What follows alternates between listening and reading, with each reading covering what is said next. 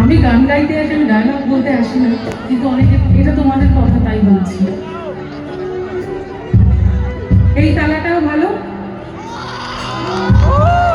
এই চাবিটাও ভালো, শুধু এই চাবিটা এই তালাটার জন্য নয়। আর যদি কেউ তোমার বলে তোমার সঙ্গে থাকবো না, পরিষ্কার তাকে বলে দেবে তুমি অন্য কারোর সঙ্গে থাকবে না।